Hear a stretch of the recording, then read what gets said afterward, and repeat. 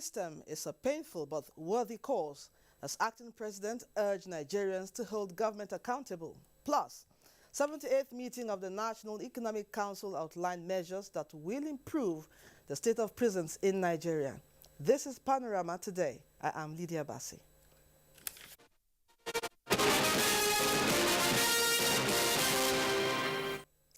Tax-paying citizens have a right to hold government accountable and demand service delivery.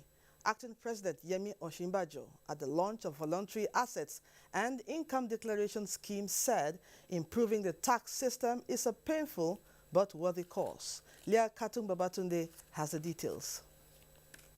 Taxation has been used as means for raising revenue to provide essentials for the citizens. The number of taxpayers in Nigeria is put at 14 million by the Joint Tax Board as at May 2017, out of the more than 69.9 million economically active persons. However, Nigeria's 6% tax ratio to GDP ranks her among the lowest in the world despite being a strong economic power on the continent.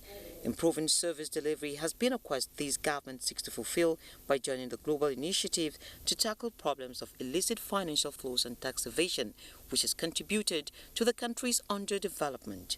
Chief among the defaulters of the tax regime as identified by the acting president are the high net worth, self-employed, professionals and companies. VATES will offer a once-in-a-lifetime opportunity to those in default to regularize their tax affairs. In exchange for full and honest declaration, taxpayers will receive immunity from prosecution, forgiveness of penalty and interest that is due on unpaid taxes, and the full assurance that all information provided will remain confidential. And so today we need to have a step change in the issue of tax payment and tax compliance in Nigeria. The 9-month window provided by the federal government seeks to allow Nigerians voluntarily declare their assets and income in totality, as revenue shortage continues to be a drawback to development. We need to rethink how we're going to get money to take responsibility of Nigerians, and Nigerians are of this government. From the legislature, we are available to pass whatever legislations that require to be passed in order to move this forward. We're very aware of the constitutional issues between the federal and the states, but this is one program that they have decided to work together. The 7,500 community tax liaison officers being recruited through the NPower scheme will be used to drive home the voluntary assets and income declaration initiative. In Abuja, I'm Lekatu Babatunde.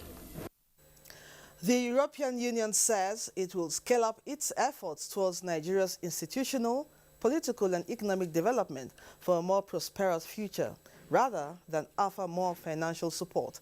Ambassador and head of EU delegation to Nigeria and ECOWAS affirmed this in a lecture on 40 years of EU in Nigeria, lessons learned and the way forward, held in Abuja. Justin Bemuni was there. Over a 40-year evolution period, EU-Nigeria relations have developed from a loose economic cooperation between an emerging African state and the 9-member European Economic Commission to a vibrant partnership dealing with issues as diverse as climate change, peace and security. The European Union now has a new agenda and strategy of partnership in addressing institutional, societal and global challenges. With the consideration that Nigeria remains a key partner of the EU in view of the role it plays in global affairs, especially Africa, the EU has proposed more political, policy dialogue, technical assistance, capacity building, transfer of technology, advocacy for more private investments and other innovative sources of funding. The shift in the global strategy, the head of EU delegation to Nigeria and ECOWAS says, is now a focus on peace, people, planet and partnership. The EU is the first client and the EU is the first supplier of Nigeria. You cannot diversify your economy, you cannot diversify your exportation without having a trade agreement with us. Right? Africa's development fate lies in the hands of Nigerians and Africans. Europe cannot develop Nigeria. Europe cannot develop Africa for us. For Africa to maintain that development strand, we need to break all barriers. There should be free movement within the Africa. In its 40 years of engagement with Nigeria, EU says it has, in line with Nigeria's identified priorities, funded projects to stimulate the economy, reduce hunger and disease, enhance institutional capacities, encouraging good governance and fighting insecurity. In Abuja, Justin Bemunyi, NTA News. The 78th meeting of the National Economic Council has ended in Abuja with a resolve to take far-reaching emergency measures towards improving the state of prisons in the country. State House correspondent Adamu Sambo has details on this and other issues discussed at the meeting. By Acting President Yemi Osinbajo, the National Economic Council was brought up to speed by the Minister of Interior and the Comptroller General of the Nigeria Prison Service on the state of Nigerian prisons, painting a very appalling picture of structures, logistics, as well as overcrowded nature. The meeting resolved that whatever it takes should be done towards improving the situation. NEC viewed that there should be an emergency situation in terms of our prisons, so that these people that are supposed to be reformed while there should not be further hardened. The Senior Special Assistant to the President on the Sustainable Development Goals gave an update on the implementation of the program, calling for synergy amongst the three tiers of government towards meeting urgent environmental, social, and economic challenges. One very significant thing that the Senior Special Assistant also advocated for is for the governors to have either a commissioner or Senior Special Assistant to oversee MDGs, so that MDG will be properly supervised and then properly evaluated and monitored. The Minister of Health and the Director General of NACA also briefed the Council on the sustainability of the HIV response, stressing the need to increase public sector funding. We specifically requested for the issue of HIV to be prioritized in every state budget. In particular, we wanted 0.5 to 1% of the monthly federal allocation to states to be set aside for financing the implementation of the HIV/AIDS response to upscale treatment among at least 50% of the current estimates of people living with HIV. On the issue of budget support to states whose implementation ended last month, the governors made a case for sustainability in view of the prevailing economic recession. Acting President approved that the facility should continue pending when other claims of the state and local government will be settled. Meanwhile, Nigeria has a balance of $2.3 billion in the excess crude account, 28.5 billion naira in the stabilization account, 87.6 billion naira in the Natural Resources Development Fund, and 28.9 billion naira in the Ecological Fund. From the State House, Adamu Sambu, NTA News. Participants at a retreat on global best practices in utilizing the 2017 additional financing of community and social development projects in Nigeria have warned against hiccups in sustaining social development projects in rural communities. Garba Mohammed Nata'ala reports. 774 local government areas made up of hundreds of community settlements requiring a variety of social infrastructure. Government tasks at all levels, experts say, are caught out. The scarce resources to meet these demands means adequate planning and prudent management must be imbibed. And that is what this retreat, which participants are drawn from 26 states of the Federation, is addressing. Here, government functionaries in ministries, departments and agencies at state and local levels are working to strengthen partnership with the federal advisory units and the World Bank on social development projects implementation in rural communities. All the states need to have poverty map approved by the State Executive Council, and that the State Executive Council should also direct the state agencies to focus on specified local governments that have been adjudged to be poorest among all the local governments. Now they are moving into what we could call another phase of the project, where they have gotten extra money from the World Bank and of course money from government as well, to move on to 2020, which is the next end date of the funding from the World Bank. That has helped us as a state to be able to touch at the community level. You go to a particular state, So many companies have benefited from the projects, and the requests are still coming on a daily basis because of the transparency, the honesty, the effectiveness of the approach. A framework for implementation of social development projects is being worked out by the retreat to facilitate the utilization of the additional $250 million from the World Bank. In Abuja, Garba Muhammad Natala, NTA News. The federal government has appointed new resident electoral commissioners for the states. The appointment is contained in a statement issued by the Office of the Secretary to the Government of the Federation. The details. Appointees are Professor Godwill Obioma, Abia State, James Lolian Apan, Benue State, Dr. Nwachuku Oji, Ebonyi, Dr. Ilo Joseph Valentine Chooks, Enugu State, Dr. Nentawe Goshwe Yilwada, Plateau, Umar Ibrahim, Taraba State, Emeka Ononamadu Joseph, Imo, Obo Efanga, Cross River, Professor Francis Chukwemeka Eziondo, Anambra, Dr. Briye Frankland, Bayelsa, Ibrahim Abdullahi, Adamawa, and Agboke Mutiu Olalike, Ogun State. Also, the reappointed resident electoral commissioner is Alhaji Ahmed Makama Bauchi.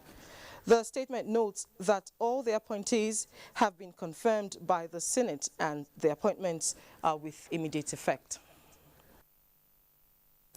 You can watch this news live online via the NTA mobile app, which you can download on your Android device at the Google Play Store or at the Apple Store if you use devices with iOS. You're watching NTA Panorama. Let's pause for some messages. Stay tuned. Don't go away. The struggle for independence had been a long and tough one. Our founding fathers and compatriots sacrificed their comfort and even shed their blood. We cannot at this point in history afford to spirit away their sacrifices for immediate but temporary gains of today. Let us emphasize what unites and not what divides us. Working for the unity of purpose with a stronger vision for a better tomorrow. NTA, growing with the nation. Together, no matter where you come from, no matter your religion, we are one. Let's live together. Let's stop fighting each other. Let us live as one. It doesn't matter where you come from, your tribe or religion, man, woman or child. It doesn't matter who you are. Put Nigeria first. No matter where you come from, no matter your religion, we are one. Let's live together. How can we develop when we're always in crisis? Families have become refugees in their country. No matter our differences, show some understanding. No matter where you come from, no matter your religion, we are one. Let's live together. Nigeria, the only country we can train with remarkable potentials to excel. Let us believe in ourselves and change our attitude for the sake of our country and generations unborn. Let us revive our cultural values, which are our essence as a nation. Let us renew the spirit of patriotism and hope in our dear country. Do not take or give bribe. Be punctual always. No more African time. We can't expect to be global citizens and operate on African time. Join the queue. Insist that people are attended to on a first-come basis, no matter who they are or where they come from. Nigeria, good people, great nation.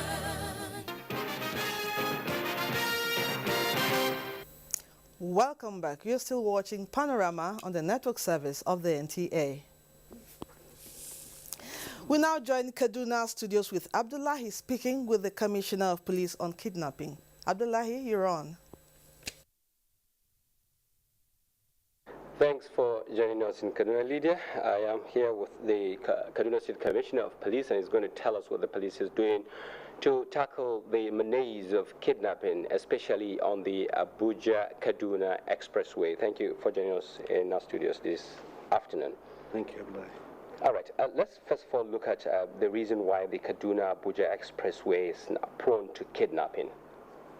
I think the highway is very unique because it links most of the northern states, and it has a concentration of commercial activities, and also it's a transit route.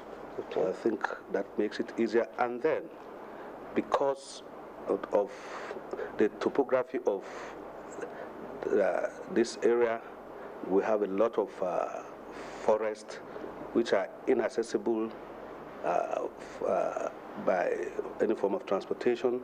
And so I think these criminals find it as a haven to perpetrate such criminal activities. Is there any particular flashpoint that you have been able to discover? Regina in particular. Okay. Sabongaya.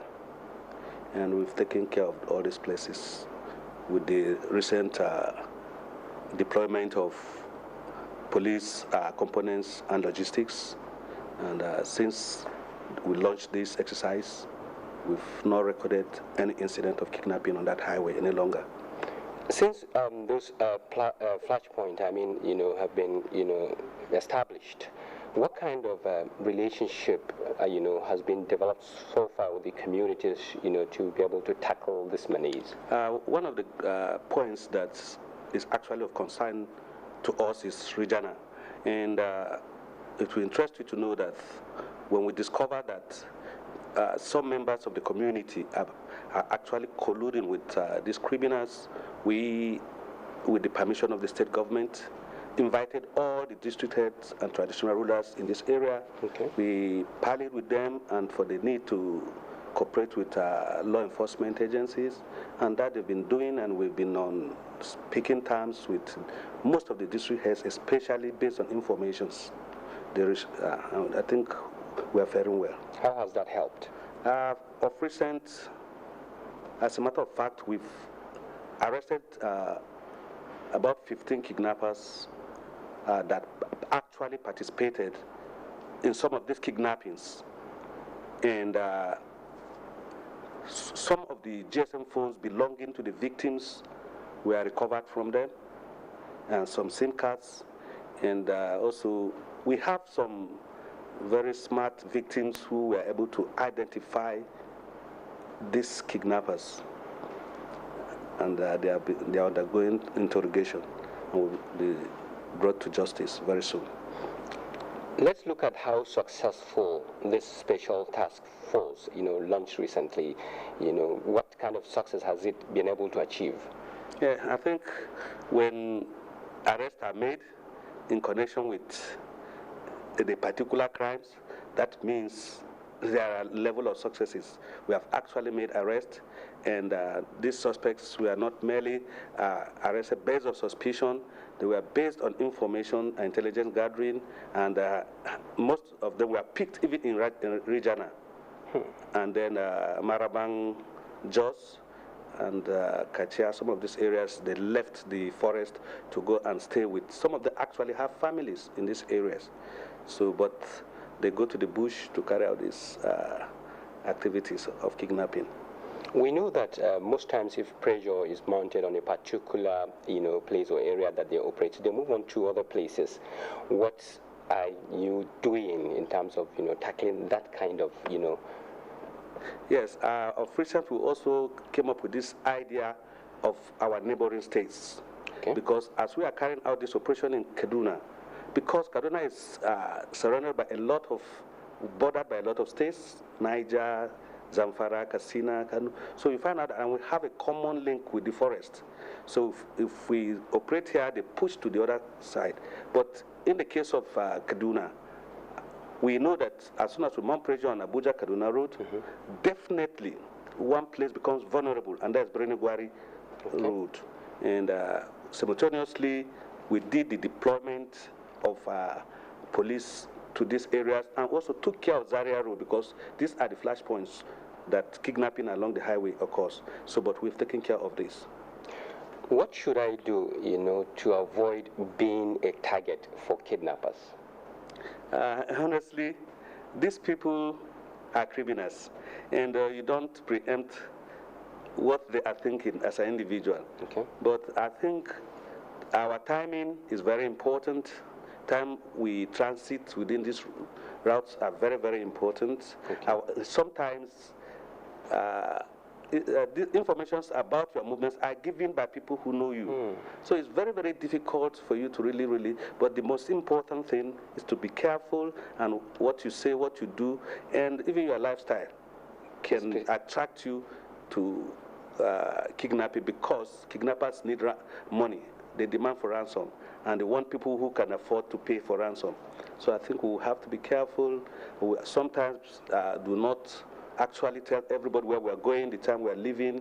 These are all very essential to your security. Especially those posting their movement on, the social media. Yes. Of recent, we find out that the social media has become a site for kidnappers to browse through, because we find even information about family, homes, everything is now in the social media. People who are leaving for Abuja, maybe from Kaduna, say, oh, I'll be on my way to the airport. I will be in Abuja for a meeting. You're already telling the whole world where you'll be. And in this sites, kidnappers probe through it every time. A quick one. If I, find myself, a victim in their den, what should I do to help myself? A quick one. Just be careful, don't make any wrong move, because these people, honestly, I believe some of them are on drugs and the rest, they don't have value for human life. They can, at any moment, waste you. So I think you be calm, be patient, don't argue with them so much, just do exactly what they ask you to do, so that at this point, the police is also, we have some tracking devices and we're working on. Their conversation most of the times are going to be monitored, and that's why you see that we pick them up. Thank you very much for coming to our studios, Commissioner. Thank you for having me here. Lydia, I think you can take over from here. We're done with the Commissioner here. Thank you, Abdullahi. That was Abdullahi from our Kaduna studio speaking with the Commissioner of Police, Kaduna, on kidnapping. Moving on now, involving the youth in the constitution review process has been described as a crucial step towards rapid socio-economic advancement of Nigeria. A member of the House of Representatives, Honorable Raphael Igbokwe, stated this at a youth stakeholders forum in Abuja. Abdullahi Suleiman Iyaji reports. The National Youth Policy of Nigeria defines a young person as one within the range of 18 to 35 years.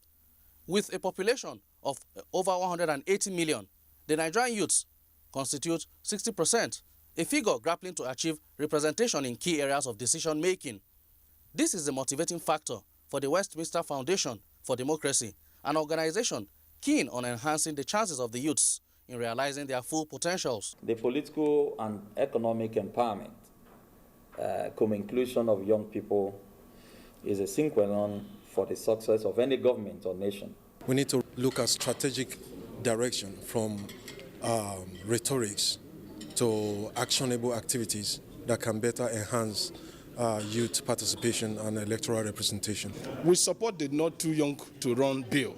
And I was in the National Assembly the other day to push for a bill that have to remove the restriction on Student Union Act. Outcomes of the meeting will be used to develop a 3-year proposal for a robust youth empowerment program. In Abuja, Abdullahi Suleiman Iyaji, NTA News. And now sports. Germany to face Chile in the FIFA Confederation Cup final after beating Mexico 4-1 Thursday. Meanwhile, 36 golfers from 7 countries are vying for honors at IBB International Golf and Country Club Abuja as the National Hockey Super League season kicks off July 8. Tamara Ibiwe has more on Sports Update.